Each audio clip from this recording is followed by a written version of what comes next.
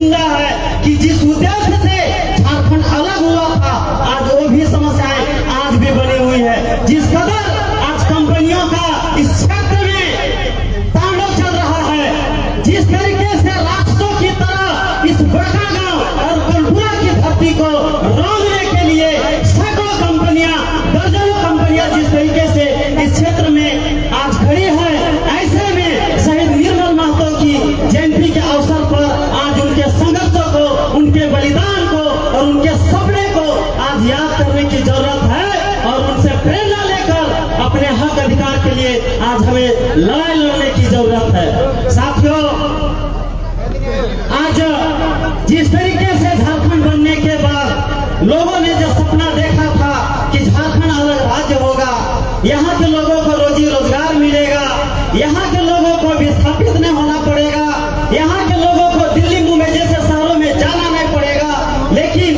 दुर्भाग्य कहिए कि आज पूरे देश में सबसे ज्यादा महिलाएं अगर दिल्ली मुंबई जैसे शहरों में पोछा बर्तन करने के लिए मजबूर हैं, ये बहुत ही दयनीय स्थिति है।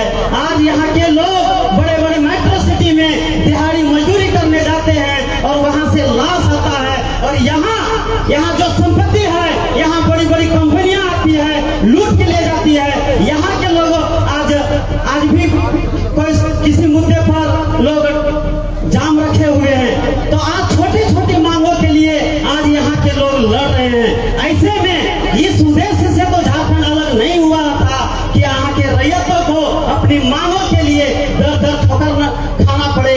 आज अगर कोई मुखर होकर बात रखता है तो उन्हें जेल भेज दिया जाता है, फर्जी मुकदमे में यहाँ के लोगों को फंसाया जाता है। इसीलिए आज हम लोग को समझने की जरूरत है, क्योंकि अगर आज हम लोग निर्मल महतो की जयंती को मना रहे हैं तो ये सिर्फ मूर्ति और फूल और फोटो तक ही सीमित नहीं रखना चाहिए। उनके विचारों को, उनके आदर्शों को अपने पर आत्मसात करके उनके सपनों का झारखंड के लिए हम लोग को संघर्ष करना पड़ेगा।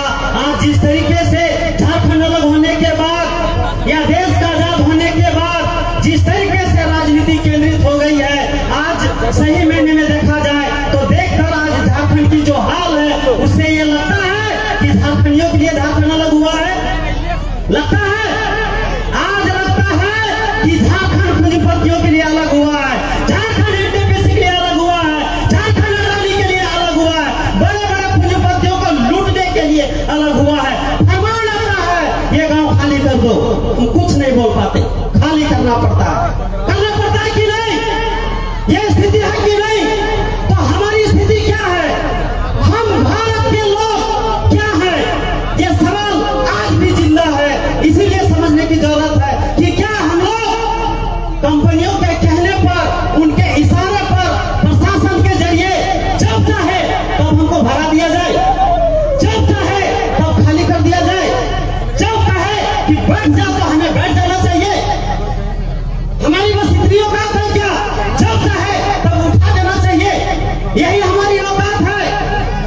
इतनी से हमारी अधिकार है क्या? सारा कुछ कंपनियों के लिए है क्या? सारा कुछ प्रशासन के लिए है क्या? सब कुछ सरकारों के लिए है क्या? क्या सरकार ही असली मालिक है क्या? नहीं, मालिक कौन है? हाँ, तबे जुबान मत बोलिए दीदी लोग, खुलकर बोलिए। हम भारत के लोग, ये मैं नहीं कहता हूँ, भारत का संविधान कहता है और भारत की संविधान ही इस बात से शुरू करता है कि हम भारत के लोग इस देश के मालिक हैं। हम भारत के लोग, इसी से संविधान शुरू होता है ना। तो हम भारत के लोग क्या हैं? लचखोर हैं, जब चाहे उठा के फेंक दो, हमारी कोई औकात नहीं है। हम लोग ये मानकर बैठे हैं कि आज ये जो संपत्ति है, ये संपत्ति सब सरकार का। ऐसा है क्या? ऐसा है? अरे सरकार कब से है? 1950 के बाद से। अरे हमें कब से है यहाँ? 1950 से। अरे जब पृथ्वी बनले ना, उसके बाद सबसे पहले हमी ने यहाँ ही है और हमी ने लिए तबे सारा सरकार बने लिए है कि नहीं? तो जब हमें पहले लिए, हमारे पहले ये जमीन है, तो हमारा जमीन के बीच में सारा सरकार मालिक कहाँ से आए? है कि नहीं? इसीलिए समझने की जरूरत है कि आज अगर हम इस सवाल को नहीं समझेंगे, शहीद निर्मल महतो के जयंती के अवसर पर उनका जो जल गंगा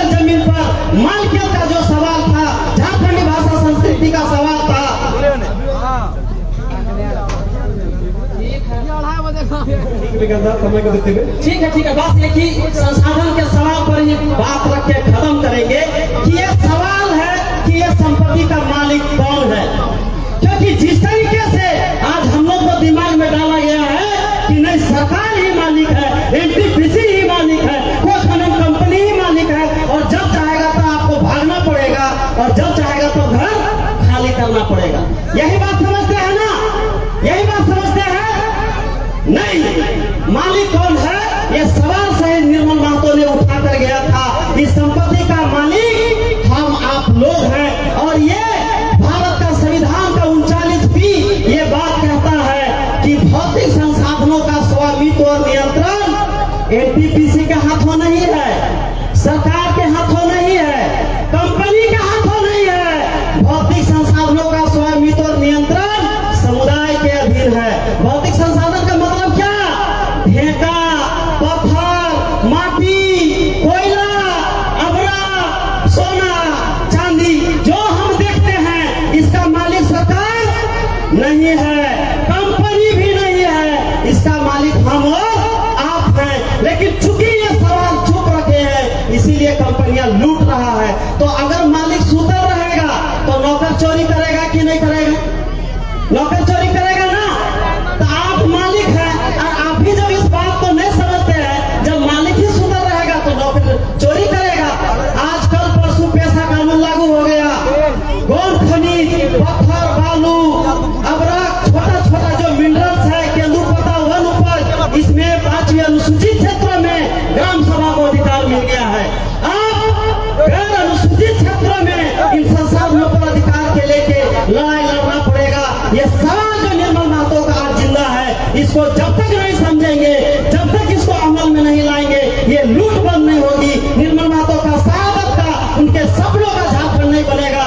सिर्फ फूल और माला चढ़ाने मात्र से हम उनके सपनों को पूरा नहीं कर सकते। इसीलिए मैं इन्हीं बातों के साथ, इन संसाधनों का मालिक आप हैं, संविधान भी कहता है, सुप्रीम कोर्ट भी कहता है, लेकिन वो आवाज नहीं बन पा रहा है। लगता है एक बार फिर से हम लोगों को निर्मल महतो के दर्ज पे शहादत देकर इस सवाल को बुलंद करना पड़ेगा।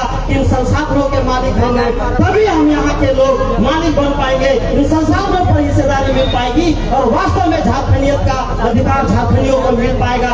इस आवाज को आगे बढ़ाने के लिए आज के दिन है संकल्प लेने का। इस संकल्प के साथ कि हम लोग कंटिन्यू इस कार्यक्रम को आगे बढ़ाएंगे और हक अधिकार को और निर्मल महतो को सपने को आगे बढ़ाएंगे। इन्हीं बातों के साथ आप सभी ने हमें निमंत्रण किया।